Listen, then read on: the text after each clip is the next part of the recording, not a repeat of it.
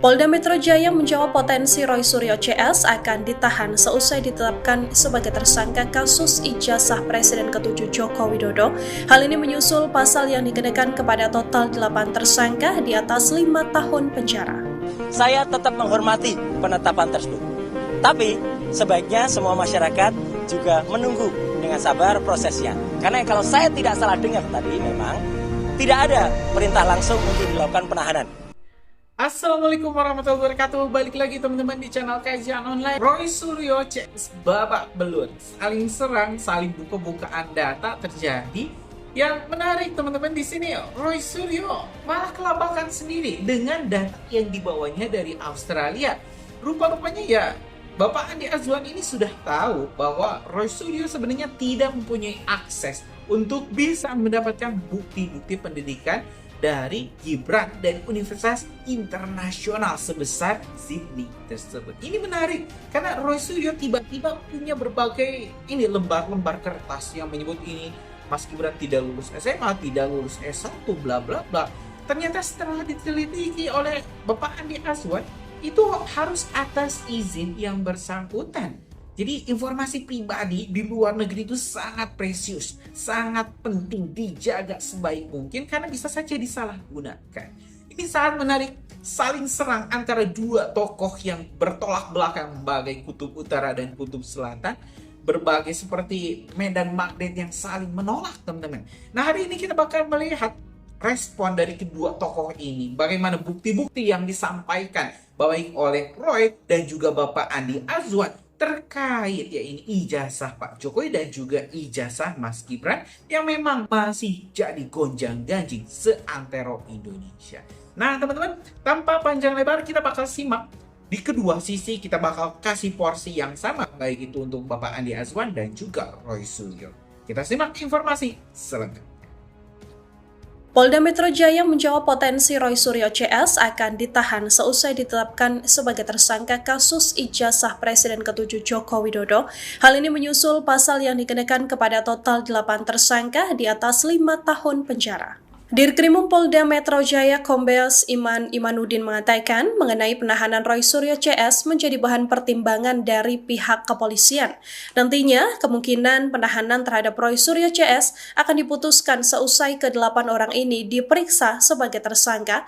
Polda Metro Jaya belum mengungkap waktu pemeriksaan pada tersangka dan berjanji akan menjalankan kasus ini sesuai dengan prosedur yang berlaku. Sementara itu, berdasarkan keterangan Kapolda Metro Jaya Irjen Asep Suheri, total ada 8 orang yang ditetapkan sebagai tersangka atas kasus dugaan ijazah palsu Presiden ke-7 Joko Widodo. Kapolda mengatakan penetapan tersangka ini telah melalui asistensi dan gelar perkara yang melibatkan pihak internal dan juga eksternal. Sejumlah ahli juga telah dilibatkan dalam proses ini, yang mana Kapolda Metro Jaya mengatakan bahwa 8 orang yang ditetapkan sebagai tersangka dibagi menjadi 2 klaster. Klaster pertama adalah Egy Suyana, Kurnia Tri Rohyani, Damai Hari Lubis, Rustam Effendi, dan Muhammad Rizal Fadilah. Sementara klaster kedua adalah Roy Suryo, Rismon Sianipar, dan Tifauziah Tiasuma alias Dr. Tifa. Klaster pertama terancam dijerat pidana maksimal 6 tahun penjara karena dugaan fitnah dan pelanggaran Undang-Undang ITE hingga menyebarkan kebencian dan juga SARA. Sementara pada klaster kedua ini Roy Suryo, Dr. Tifa, dan Rismon terancam pidana pencemaran nama baik, fitnah, pasal dugaan mengubah atau memindahkan data elektronik secara ilegal dan pemalsuan informasi elektronik. Ya, kami menangkap bahwa ini sangat gegabah. Ya, sangat-sangat gegabah. Kenapa kami menjumpai saksi-saksi yang justru kontraproduktif dengan kesimpulan tersebut. Dan kami juga punya buku, gitu loh. Ya, kalau itu dibantah silakan nanti dibantah di pengadilan kan. Oke, gitu Bang. Baik, Bang Andi, tanggapannya Bang Andi. Ya, tanggapannya saya itu ibaratnya kaset rusak yang diulang-ulang. Ini sudah masuk, ya sudah ada status tersangka. Terserah saja Rismon itu mengatakan hal itu. Dia sendiri memfitnah saya dengan kata TPPU, ya, sehingga itu sangat viral, ya, di mana-mana. Apakah dia merasa berdosa atau merasa bersalah? Kan enggak.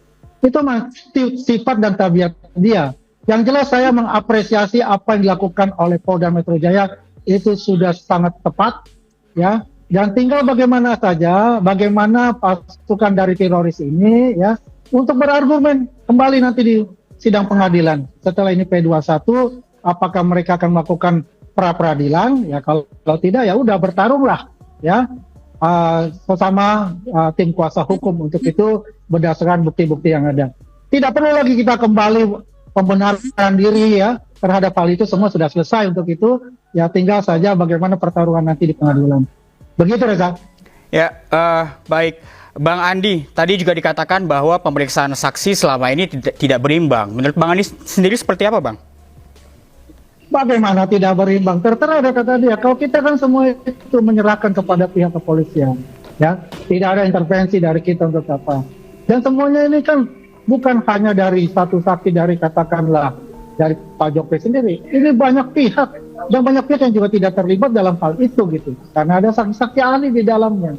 Yang jelas apa yang dilakukan itu ya, kalau pihak-pihak yang berperkara ya biasa untuk membela diri masing-masing. Tapi intinya adalah ini sudah selesai dalam tahap penyidikan ini. Sudah ada tersangkanya. Tinggal masuk ke tahap berikutnya. Dia mempunyai kesempatan untuk melakukan pra-peradilan. Monggo kerso kalau melakukan pra-peradilan itu. Yang jelas nanti kalau ditolak jangan macam-macam lagi, menyalahkan lagi pihak kehakiman, menyalahkan lagi pihak jasa. Hadapilah dengan jantan, bukan hanya cuap-cuap aja. Ya, begitu, Reza. Baik, Bang Rismon, tanggapannya Bang? Ya, ini kok kembali yang lama saja belum diselesaikan kok begitu ya. Ada bantahan Pak Kasmujo, bahkan bukti yang ditampilkan di Rutipidum transkrip nilainya tulisan tangan, dan kami dapat bukti itu diketik manual gitu loh. Dan ada otoritas penandatangannya di transkrip nilai tersebut.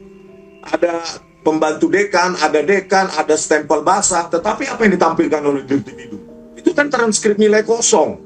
Ya, dengan tulisan masih sementara atau bagaimana atau dibuat-buat ya kan, itu masih tulisan tangan, belum juga dan lain-lain, skripsi yang tidak ada lembar pengesahan pengujinya. Ini kan untuk mendapatkan ijazah ini kan perlu proses yang panjang. Nah di tengah jalan ini kan kami dapatkan bukti-bukti gitu loh, bahkan ya itu saking banyaknya bukti-bukti di tengah jalan itu ya dalam proses pembelajaran di UGM itu, maka sampai detik ini kami simpulkan bahwa setingkat Kapolda pun tidak berani menampilkan ijazah mana sih yang dikatakan asli itu.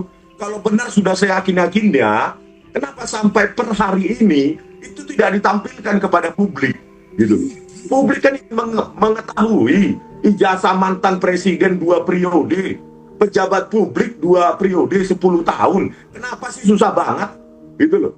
Ya, sampai penetapan tersangka pun hal itu tidak dilakukan ya. Jadi ya pasti publik masih bertanya-tanya sampai saat ini, apakah prosedur hukum atau prosedur penyidikan itu dilakukan sesuai dengan kebenaran yang sesungguhnya ya, karena banyak kebenaran rekayasa ya, saya sering mendapati seperti itu. Jadi oke, ya kalau itu kesimpulannya ya silahkan maju gitu Kapolda, tetapi kan sebagai orang yang ditersangkakan ya kami punya hak untuk membela diri gitu loh ya, jangan ketawa itu Mas Andi Aswan ya kan.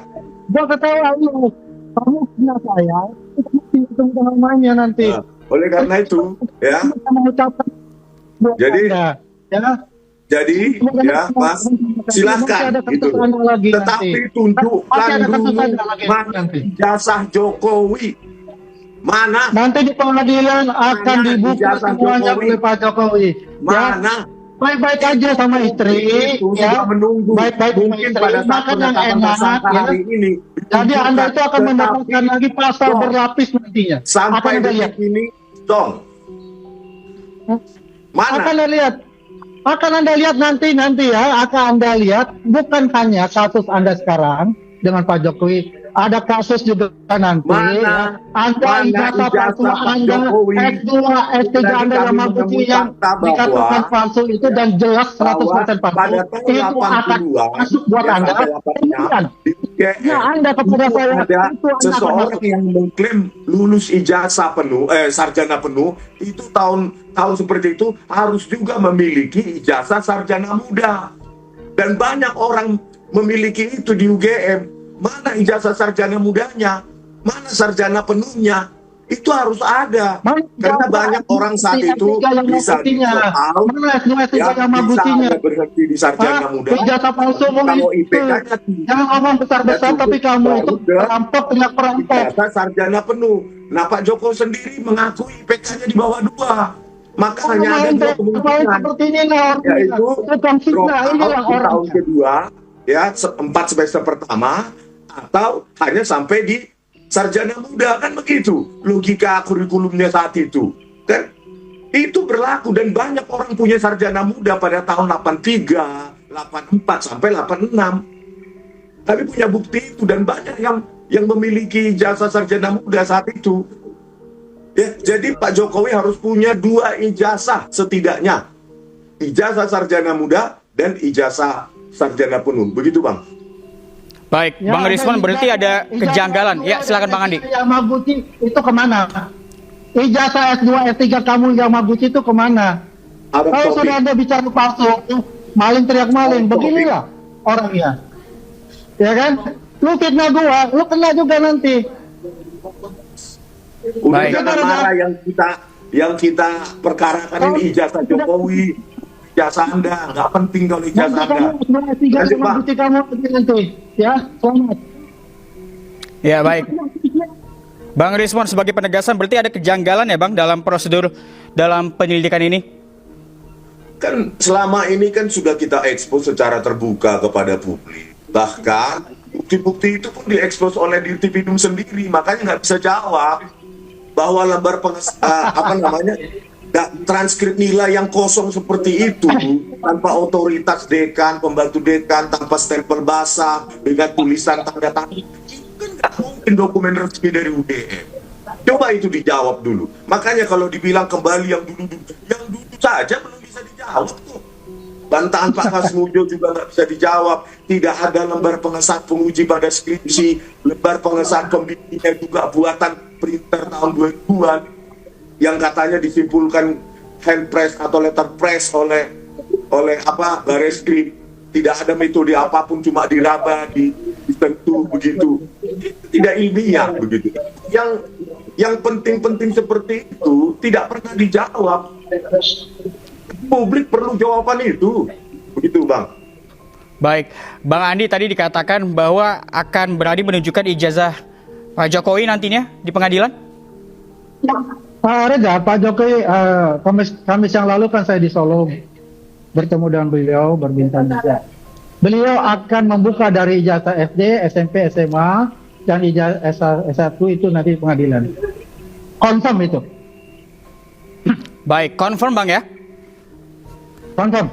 Baik, terima kasih Bang Rismon Sianipar dan juga Bang Andi Aswan. Kita tunggu proses hukum berikutnya. Terima kasih, selamat Saya siang. tetap menghormati penetapan tersebut. Tapi sebaiknya semua masyarakat juga menunggu dengan sabar prosesnya. Karena kalau saya tidak salah dengar tadi, memang tidak ada perintah langsung untuk dilakukan penahanan. Ya, jadi ini clear banget ya, loud and clear. Jadi kalau tiba-tiba ada orang yang aneh-aneh atau orang yang mendesak-desak, itu tentu saja sudah merupakan hal yang justru melanggar hukum. Dan poin yang paling penting apa? Status TSK itu masih harus kita hormati dan sikap saya apa? Senyum saja. TSK itu adalah salah satu proses. Ya, masih nanti ada status menjadi misalnya lanjut itu baru menjadi terdakwa. Baru lanjut lagi menjadi terpidana. Di Indonesia ada orang dengan status terpidana saja inkrah. Sudah 6 tahun tuh inkrahnya ya, Pak. Masih bisa bebas melenggang dan menghina hukum di Indonesia. Ya. Jadi artinya adalah tolong aparat hukum juga fair dan adil dalam hal ini. Jadi sekali lagi sikap saya apa? Saya senyum, saya menyerahkan ke kuasa hukum, saya tetap mengajak untuk semua yang ke-7 orang lain, ke-8 orang untuk tetap tegar. Ini adalah perjuangan kita bersama rakyat Indonesia, selaku masyarakat yang bebas untuk melakukan penelitian atas dokumen publik, tidak untuk dikriminalisasi, dan tolong aparat itu juga fair dan adil, karena jangan sampai ada orang yang punya status terpidana 6 tahun, inisial SM, ya itu masih bebas dan menghina hukum. Saya kira itu ya, clear banget. Langkah hukum selanjutnya mungkin Langkah hukumnya tunggu. Peradilan atau bagaimana? Tunggu semuanya ya, tunggu semuanya, apalagi saya tentu tidak bisa berbicara sendiri. Kita akan ikuti semua nasihat maaf, apalagi termasuk dari para kuasa hukum yang ada. Saya kira itu ya, teman-teman, waktu kita. Apa? Enggak ada soal ini bukan soal kecewa, bukan soal ini soal ilmiah, tidak kriminalisasi atau tidak adil atau tidak. Itu aja ya. Oke, jadi saya tetap tegar. Teman-teman yang lain ya, Bang Respon Sianipar dan Mbak Tifa, Dr. Tifa yang seklaster dengan saya, kemudian dengan 5 yang klaster lainnya ya, saya harapkan juga tetap tegar. Ini adalah perjuangan kita, perjuangan seluruh bangsa Indonesia, seluruh masyarakat melawan kezaliman dan kriminalisasi. Ya, itu saya kira. Wassalamualaikum warahmatullahi wabarakatuh. Selamat atas laporannya Pak Buratua. Selamat atas. Thank you. Tadi mau yang pertama dong, Edro. Boleh.